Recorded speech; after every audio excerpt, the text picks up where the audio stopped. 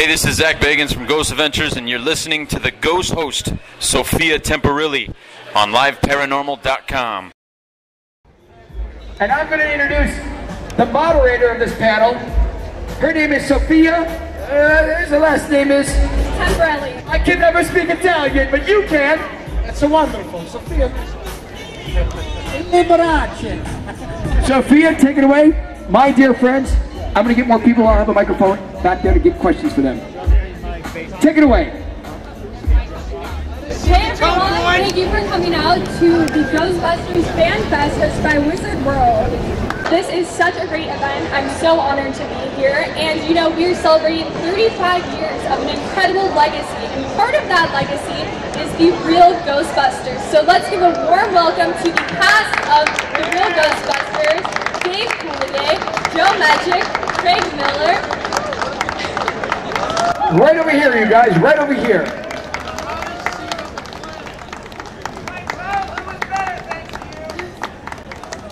Okay, I'm about to burn my butt on this couch because it's black and oh, that's a wonderful feeling. Oh, there we go.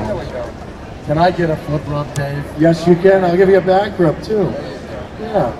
And by the way, I'll be in the audience when you have questions for them. I'm going to put the microphone by your mouth. You can ask them questions, but I'll let you take over, Sophia. So, first off, congratulations on being a part of this amazing franchise and legacy. Did you know when you first auditioned for your part, Dave, that it would become the iconic, just everything that it is today? So I was thrilled to join this super talented cast, and we laughed a lot. There was, and it was just immaturity. Like locker room stuff, not the kind of locker room that the president does, not that locker room talk. Clean locker room talk from Dave Coulier, the king of the locker, who's the best next to me. And it wasn't like Joe Pesci. No, take a pen and put a pen in your ear. That's what it is. I'm going to shoot you right in the foot, Spider. Unbelievable. But we laughed a lot. It was nonstop that. It was just us sticking. Yeah. Dave Coulier does the best hand farts that you'll ever. Although you got a little stubble going today. I do, but we're getting away from Ghostbusters. But that is what I do is when I do hand farts, I do celebrity wind impressions. Yes, you do. So I'll take anybody. If you name a celebrity, I can do what their wind would sound like. Well, how about Taylor Swift? Taylor Swift, often requested, of course. Is she wearing shorts or pants? I would say probably shorts. It's a little warm out Shorts. today. Taylor Swift. I'm going to say after a bean burrito. That's a good guess. Taylor Swift, shorts, bean burrito. If you want to close your eyes, it sounds something like this.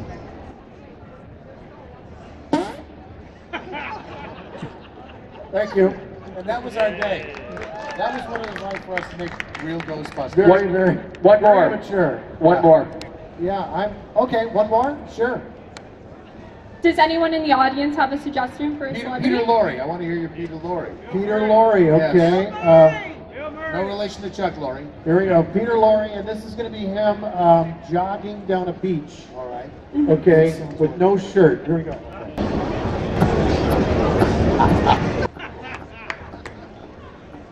He's kind of a slow runner, but they come out like pop, pop, rock, yeah, pop. My parents are very proud of me. I bet they are. I told you that. Well, Dave, can we get one more? Let's do a Ghostbuster. Let's get Bill Murray. Bill Murray, here we go. Let's stay with the Ghostbuster. Bill Murray. Bill Murray. Okay, here we go. It's Bill. Powerful. Powerful.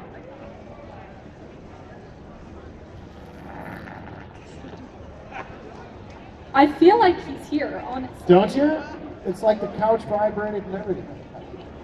Da-da-da-da-da. Yeah, this was the high. This was the highbrow humor we were treated to. We really brought this. We really did. Literally into the toilet, which is great.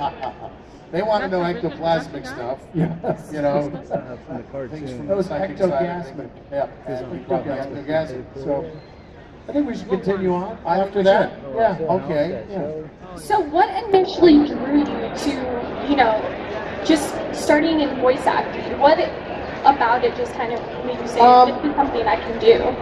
Well, I was a stand-up comic. I started when I was 18 in Detroit, And the way I set myself apart from other comedians was to do a lot of voices and characters on stage.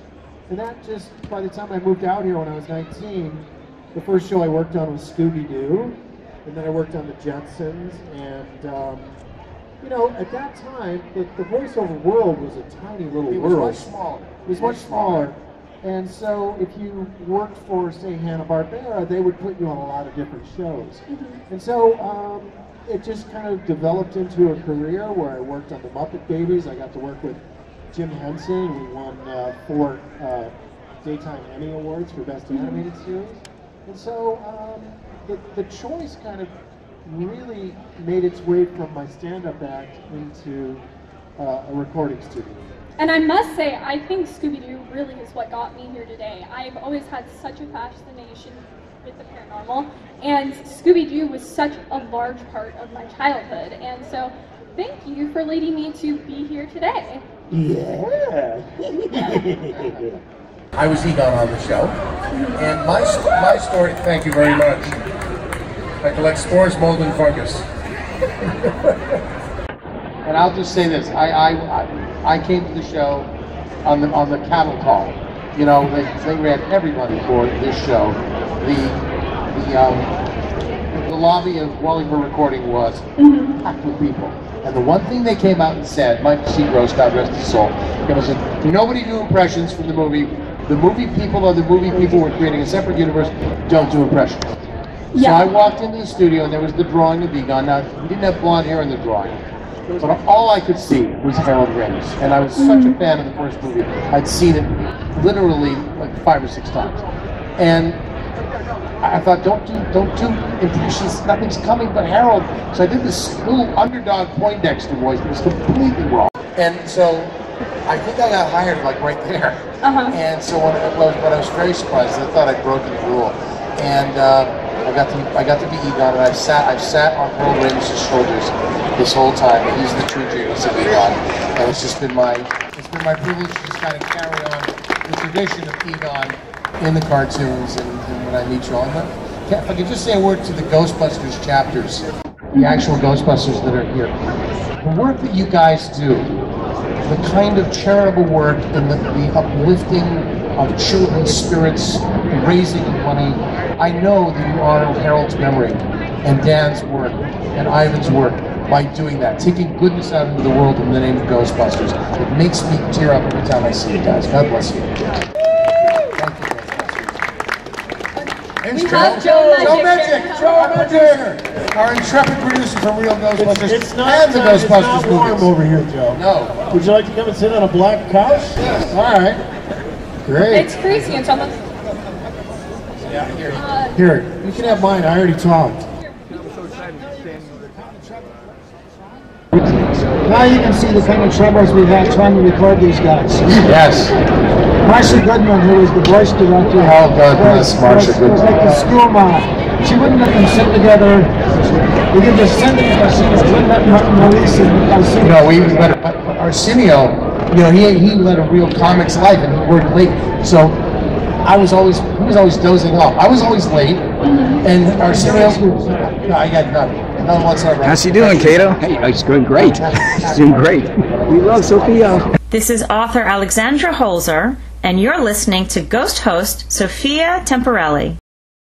Hi, this is Jeff Belanger, host of 30 Odd Minutes, founder of GhostVillage.com, and author of lots of your favorite paranormal books, and you're listening to the Ghost Host Sophia on LiveParanormal.com. Boo! Hey, this is Zach Bagans from Ghost Adventures, and you are listening to the Ghost Host Sophia Temperilli on LiveParanormal.com. The Ghost Host Sophia Temperilli. 8 years of broadcasting on LiveParanormal.com. Congratulations, Sophia.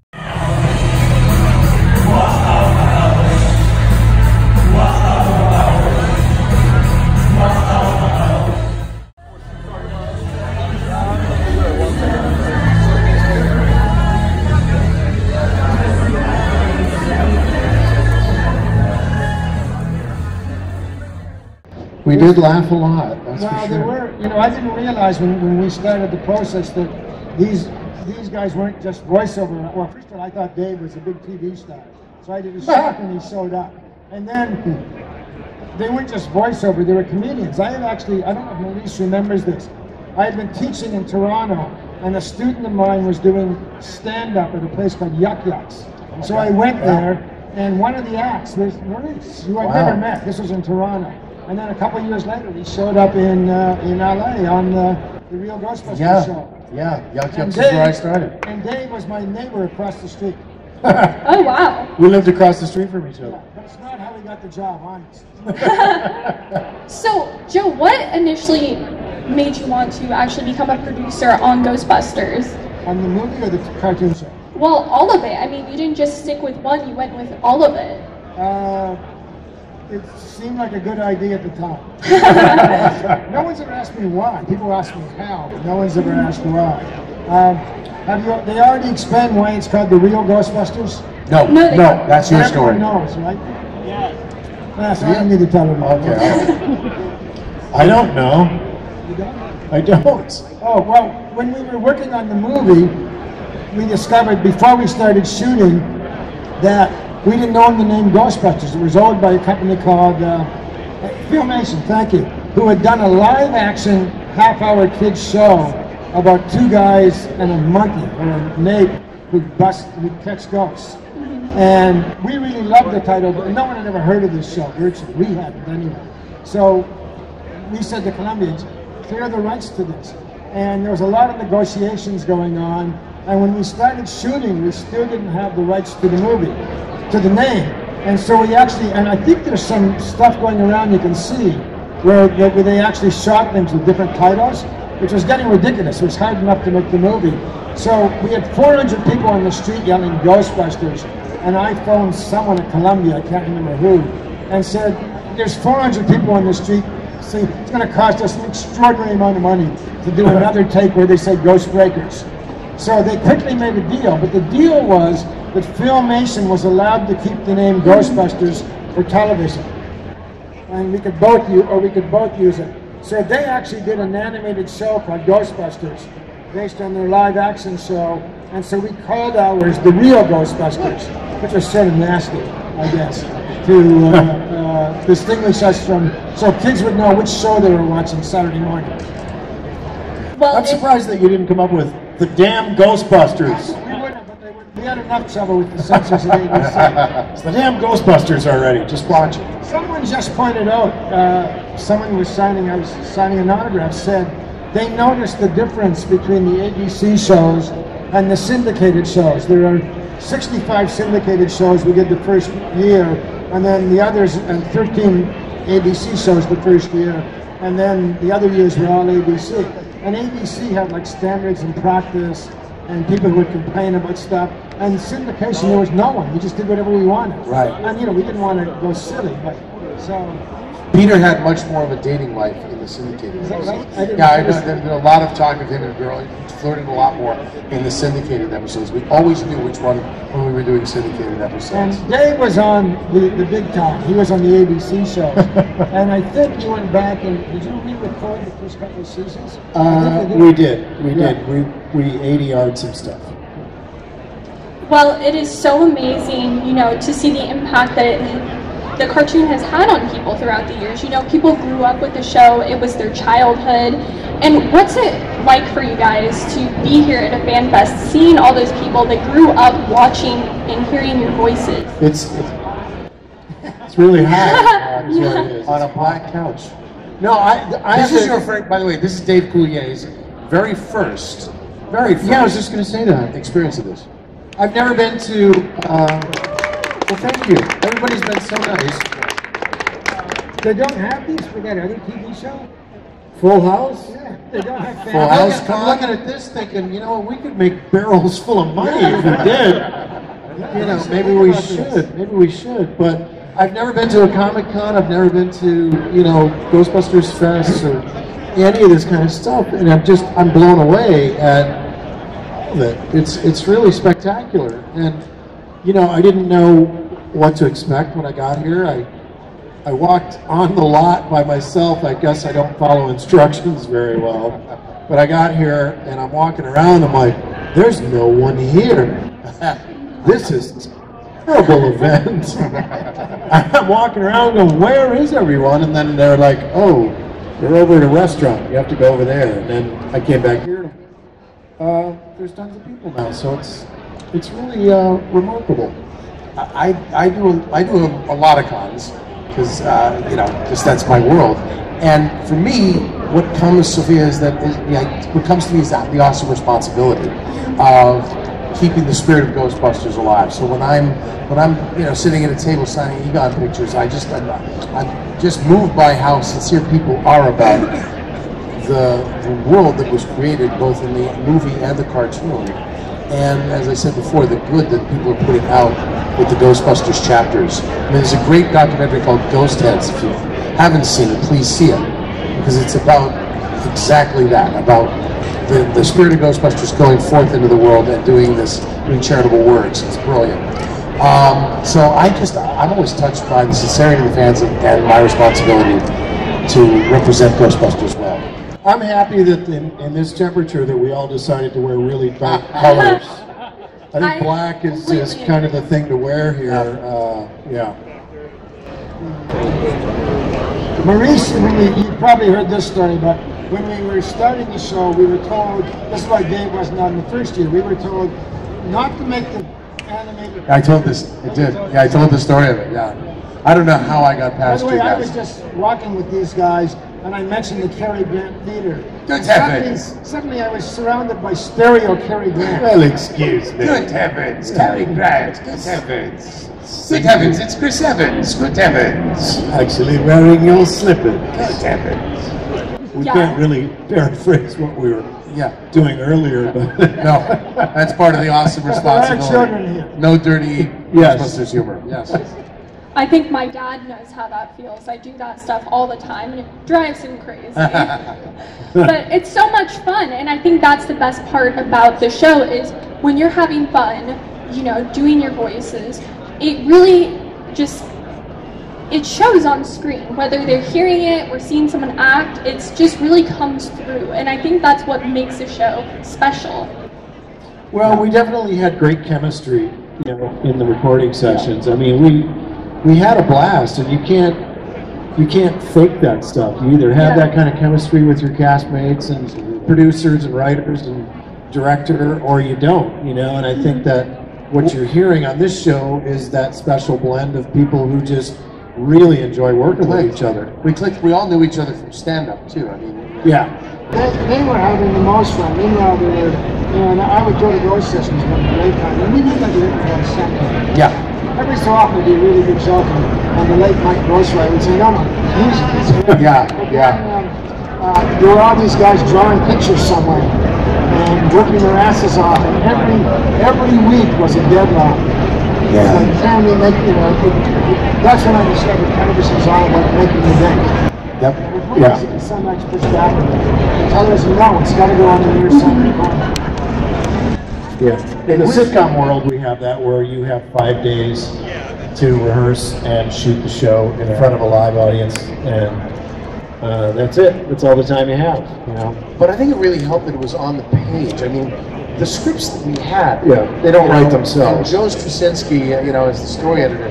I know he told me once, I saw him at San Diego Comic-Con, he said his goal was to make sure that every single one of those episodes would make a good Ghostbusters movie. It was expanded to, you know, a 100-minute format. And I think that they got pretty close. We had some great writers on that show. It was phenomenal. I'd like to ask you here today, Greg Miller, just to, cut you off? No, go ahead. Well, how many of you would love to see the Real Ghostbusters cartoon come back?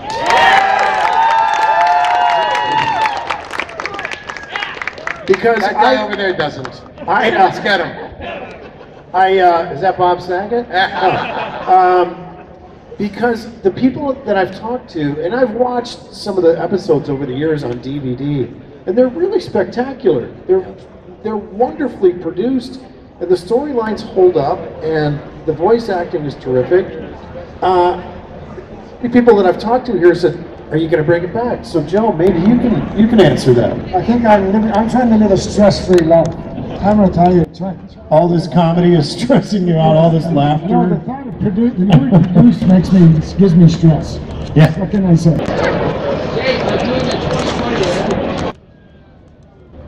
Oh, okay, great. Maybe they do a cartoon show again.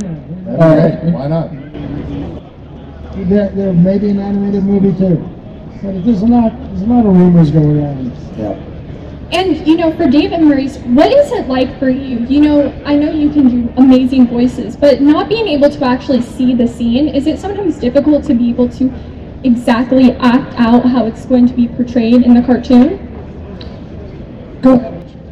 My take on that is I create, when I work on this show, any show I work on, I have a cartoon in my head even before it's gone on the air, and I kind of project it onto the page, and play the part that way. When I'm doing a Pinky in the Brain, I'm imagining Pinky and I in the cage, and we're trying to take over the world, yes, and all that stuff. All right, we're not here for that. We're not taking over the world today. We're busting ghosts. So. But that's, so for me, I create my own world, and it doesn't matter. It's about the relationships. As actors, it's really just about the relationships. I trust the animators and the writers to create the world, but to inhabit it, I just kind of am in it, and I be them. What about you, Dave? Well, each couch series is hot, isn't it? Yeah, it is. I think my butt crack is actually fused closed. Sorry. I'll be in the van over there waiting for it. Every show is a different theme, a different arc, a different rhythm, and so for this show, there was so much going on with so many, animated special effects that you really had to choose very specifically of how you were going to act your way through a scene. And we've done a lot of different shows over the years. Yeah. And you really have to adapt to the feel and the writing and what the arc of the series is doing and what the arc of your character and the scene is going on. So this show really had its own particular style that you really, as a voice actor, you either tapped into it or you'd get buried pretty fast. Yeah. I have a vague memory of Marsha running into the they're inside glass, we're all outside. Watching them, and I have a vague memory of Marshall running in and showing the drawings sometimes. Yeah. No, this is what you're dealing with. Right. Storyboards. Yeah. Because the voices, of course, are done before the animation. Yeah. And we'd see that, if we were playing a new character, a ghost, depending on the size. I mean, Frank did the best monster sounds of anybody in the business. But if every now and again I had to play something, I would want to see what that ghost looked like, and exactly. I need to know if he was that or if he was, because there's a different way to play it. And Frank, as well as playing Stance, you probably know, was Slimer. Yeah. Slimer, by the way, who didn't exist as Slimer before the cartoon show. In the scripts for the movie, he was either called Potato Head or Onion Head. And he wasn't a lovable character per se. How did he slime these songs? Yeah, Venkman, yeah. And he became the pet in the TV show, and I don't know who came up with the name Slimer. I'd love to take credit for it, but I don't think it was me. And Frank has a wonderful way of taking characters who don't speak, because he's Curious George as well, and infusing, you would swear they talked, because Frank just has a language that he will imbue them with. And even though they're not forming actual words, you know exactly what that character is feeling and trying to communicate. And that's the genius of Frank Welker. And so he made Slimer, just a lovable, sweet character. Well, got his own show eventually. Before you guys go, we're going to go to the audience to ask some questions. I'm over here. You guys can go in the pool after this. I know you're hot. We've already built the pool. There you are. Hey, I'm shy. I wear a one piece when I go in the pool. We have a Ghostbuster from Cleveland with a question. Yes. Joe, thank you for everything that you've done. Yes. Maurice, for your kind words about the fandom. Hi guys. You guys were kind of like my family growing up. Hey, this is Zach Bagans from Ghost Adventures, and you are listening to the Ghost Host Sophia Temperilli on LiveParanormal.com.